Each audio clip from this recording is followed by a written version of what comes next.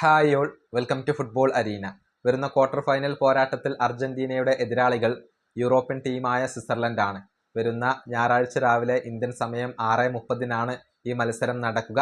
ഈ മത്സരത്തിന് വേണ്ടിയുള്ള അർജന്റീനയുടെ ഒരുക്കങ്ങൾ ഇപ്പോൾ പുരോഗമിച്ചുകൊണ്ടിരിക്കുകയാണ്. അർജന്റീനയുടെ സ്റ്റാർട്ടിംഗ് 11 എങ്ങനെയായിരിക്കും എന്നുള്ളതാണ് ആരാധകർക്ക് അറിയേണ്ടത്. ഇതുമായി ബന്ധപ്പെട്ട കുറച്ച് അപ്ഡേറ്റുകൾ നമുക്ക് ലഭിച്ചിട്ടുണ്ട്. അത് ഓരോന്നായിക്കൊണ്ട് നമുക്കൊന്ന് പരിശോധിക്കാം.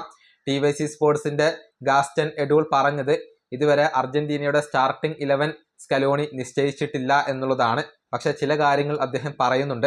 Nicolas Tagliafico, Leandro Paredes, Julian Alvarez ഈ 3 താരങ്ങളും സ്റ്റാർട്ടിംഗ് 11 തന്നെ തുടരാനാണ് സാധ്യത എന്നാണ് ഗാസ്റ്റൻ എഡൂൾ പറയുന്നത്. ഇനിയിപ്പോൾ 2 സംശയങ്ങൾ അവിടെ ബാക്കിയുണ്ട്. അതായത് റൈറ്റ് ബാക്ക് പൊസിഷനിൽ നൊഹുവേൽ മൊളീന സ്റ്റാർട്ട് ചെയ്യുമോ, അതല്ലെങ്കിൽ ഗോൺസാലോ മോന്റിയൽ സ്റ്റാർട്ട് ചെയ്യുമോ എന്ന കാര്യത്തിൽ സംശയങ്ങൾ ബാക്കിയാണ്.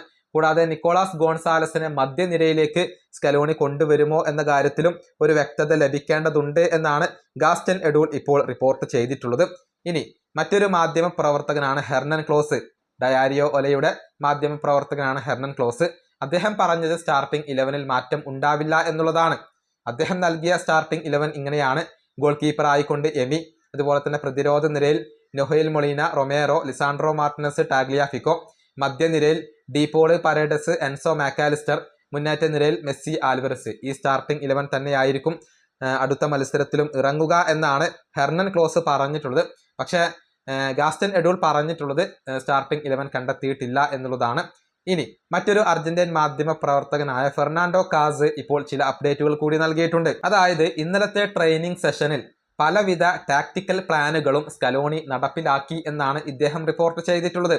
4-3-3 എന്ന ഫോർമേഷൻ ഉപയോഗപ്പെടുത്തിയിട്ടുണ്ട്.